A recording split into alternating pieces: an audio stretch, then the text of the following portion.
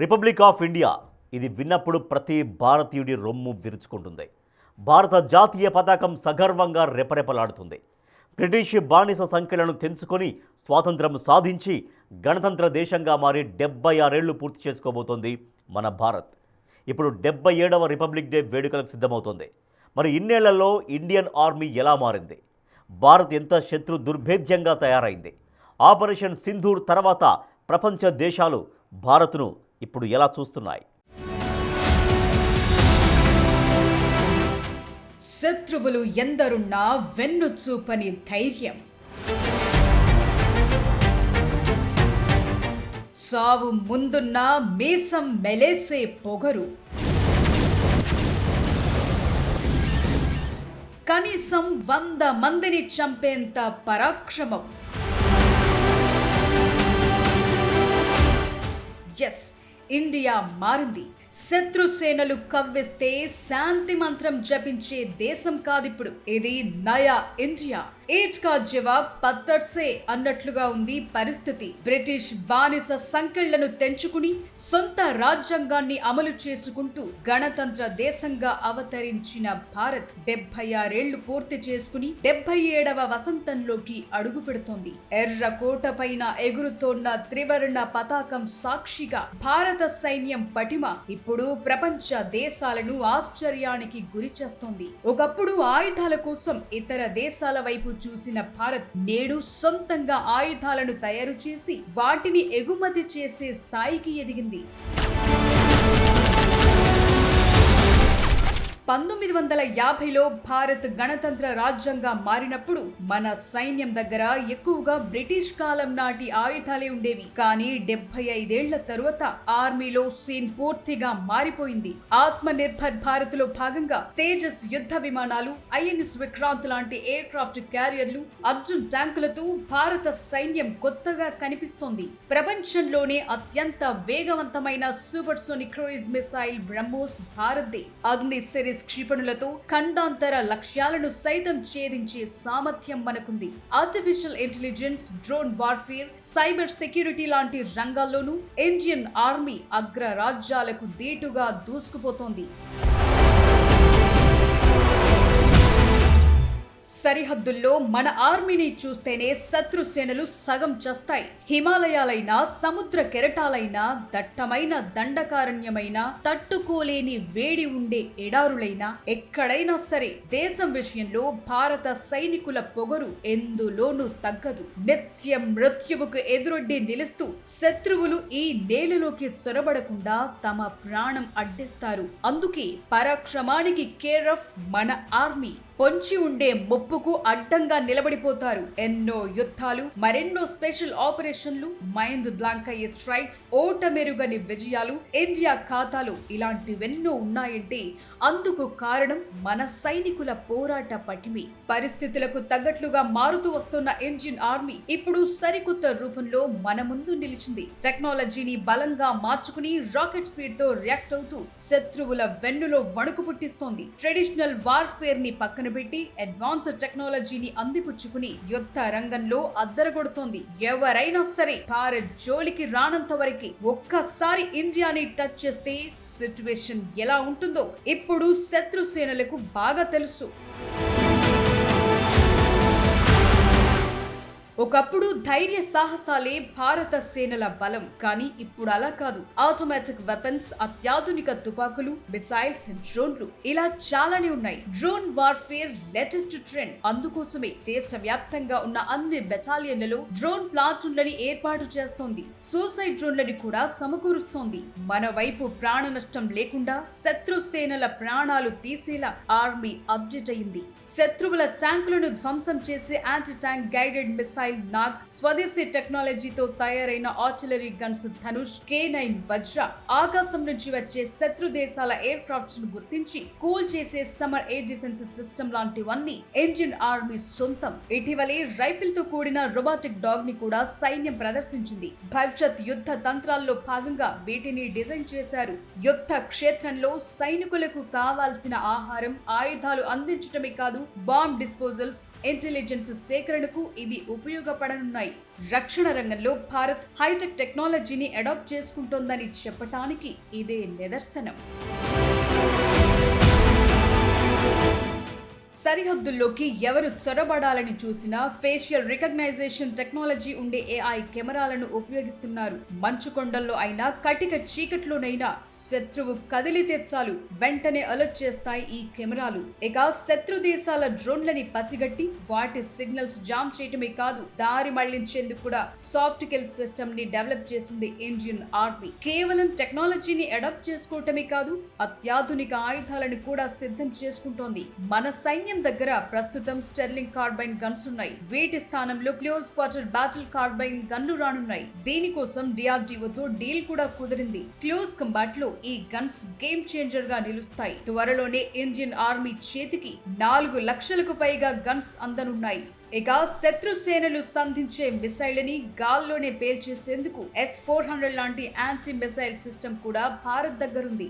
దూరంలో ఉన్న టార్గెట్లని అత్యంత ఖచ్చితత్వంతో పేల్చేసే పినాకా రాకెట్ సిస్టమ్ కూడా త్వరలోనే సైన్యం చేతికి అందనుంది. తక్కువ ఎత్తులో ప్రయాణించే శత్రు విమానాలు, డ్రోన్లని కనిపెట్టేందుకు లైట్ వెయిట్ రాడార్లని కూడా ఇండియన్ ఆర్మీ కొనుగోలు చేస్తోంది. సరిహద్దు ప్రాంతాల్లో సైనికులు వేగంగా ప్రయాణించేందుకు వీలుగా సరికొత్త వాహనాలను కొనుగోలు చేయనున్నారు. బుల్లెట్ ప్రూఫ్ వాహనాలను కూడా ఆర్మీకి అందించనుంది భారత ప్రభుత్వం. ఆపరేషన్ సింధూర్తో కలిపి పాకిస్తాన్తో 5 సార్లు, చైనాతో ఒకసారి భారత్ యుద్ధం చేసింది. మధ్యలో సరిహద్దుల్లో ఘర్షణలు, కాల్పులు, surgical strikes, air strikes, militant ఆపరేషన్లు అదనం. అన్నిట్లోనూ భారత్దే పైచేయి. అత్యాధునిక ఆయుధాలు ఉన్నా లేకపోయినా భారత సైనికుల ధైర్య సాహసాలు, పరాక్రమం ముందు శత్రు సేనలు తేలిపోతూనే ఉన్నాయి. అడ్వాన్స్డ్ వెపన్స్, ఆర్టిలరీ బెటాలియన్లతో ఇండియన్ ఆర్మీ మరింత శత్రు దుర్భేద్యంగా మారింది.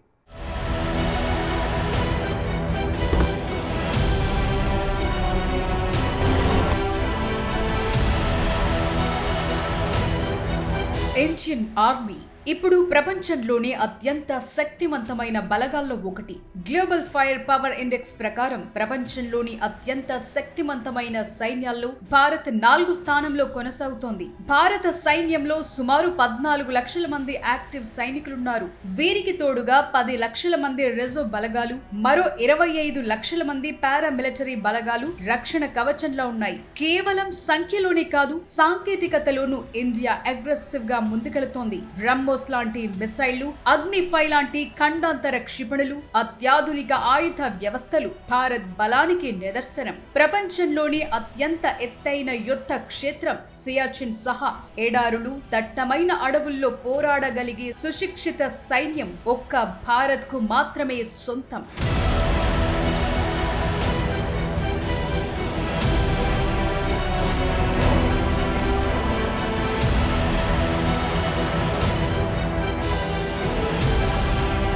ఆధునిక యుద్ధ తంత్రానికి అనుగుణంగా భారత సైన్యం ఎప్పటికప్పుడు అభివృద్ధి చెందుతూనే ఉంది. ఇందులో భాగంగా తీసుకొచ్చిన విప్లవాత్మక మార్పే భైరవ్ బెటాలియన్లు. వీటిని ప్రకటించిన ఏడాదిలోనే పూర్తి స్థాయిలో అందుబాటులోకి తెస్తున్నారు. ఇవి సాధారణ బెటాలియన్ల కంటే చిన్నవిగా కనిపిస్తాయి. ఇందులో కేవలం 250 మంది సైనికులు మాత్రమే ఉంటారు, కానీ అత్యంత శక్తివంతంగా పనిచేస్తాయి. సాధారణ పదాతి దళానికి, స్పెషల్ ఫోర్సెస్ కి మధ్య వారధిగా పనిచేస్తాయి ఈ భైరవ్ బెటాలియన్లు.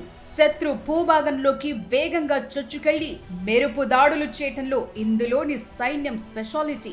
ఈ బెటాలియన్లలో డ్రోన్ ఆపరేటర్లు, AI ఎక్స్పర్ట్స్ ఉంటారు. డ్రోన్ల సాయంతో శత్రువుల కదలికలను ముందు కనిపెట్టి ప్రాణ నష్టం లేకుండా టార్గెట్లని ధ్వంసం చేయటమే వీరి ప్రత్యేకత. ఈ భైరవ్ బెటాలియన్లను లద్దాఖ్, శ్రీనగర్ లాంటి సమస్యాత్మక సరిహద్దు ప్రాంతాల్లో మోహరిస్తున్నారు. ప్రస్తుతానికి 5 భైరవ్ బెటాలియన్లు అందుబాటులోకి వచ్చాయి. ఇండియన్ ఆర్మీ వీటిని ఉత్తర, పశ్చిమ, తూర్పు కమాండ్లలో మోహరించింది. మరో 4 బెటాలియన్లకు వేగంగా శిక్షణ కొనసాగుతోంది. త్వరలోనే ఇవి కూడా అందుబాటులోకి రానున్నాయి.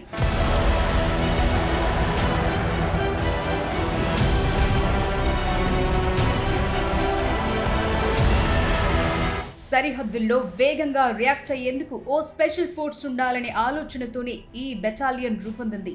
ఇండియన్ ఆర్మీలోని Rudra all arms brigade framework కింద భైరవ్ యూనిట్లు సిద్ధమవుతున్నాయి. శత్రువుల స్థావరాల్లోకి చొరబడి డ్రోన్ల సాయంతో అత్యంత ఖచ్చితత్వంతో లక్ష్యాలను ధ్వంసం చేయటం వీరి ప్రత్యేకత. అదనంగా ఇన్ఫాంట్రీ, ట్యాంకులు, ఆర్టిలరీ, డ్రోన్ వ్యవస్థలన్నింటినీ ఒకే గొడుగు కిందకు తెస్తూ రుద్ర బ్రిగేడ్స్ పేరుతో మరో సంపూర్ణ యుద్ధ వ్యవస్థను కూడా ఆర్మీ సిద్ధం చేసింది. సో ఇప్పుడున్న పరిస్థితుల్లో శత్రు దేశాలు భారత్ను ఎదుర్కోవటం కష్టమే. ఎందుకంటే ఇండియా ఇప్పుడు 2 ఫ్రంట్ వార్ ఎదుర్కొనేందుకు సిద్ధంగా ఉంది. ఉరి, బాలకోట్ దాడుల తరువాత భారత్ అవలంబిస్తున్న ప్రోయాక్టివ్ పాలసీ శత్రు సేనలకు వణుకు పుట్టిస్తోంది. త్రివిధ దళాలైన ఆర్మీ, నేవీ, ఎయిర్ ఫోర్స్ ని ఏకం చేసి థియేటర్ కమాండ్స్ ద్వారా ఉమ్మడి దాడులు చేసేలా సరికొత్త వ్యవస్థలను భారత్ సిద్ధం చేస్తోంది. ఇప్పటికే ఇండియన్ ఆర్మీ 2026ని ట్రాన్సిషన్ ఇయర్ గా ప్రకటించింది. కేవలం సరిహద్దులను కాపాడటమే కాదు, సైబర్ దాడులు, డ్రోన్ యుద్ధ తంత్రాలను ఎదుర్కోవటంలోనూ భారత్ ప్రపంచ మేటి దేశాల సరసన ఉంది.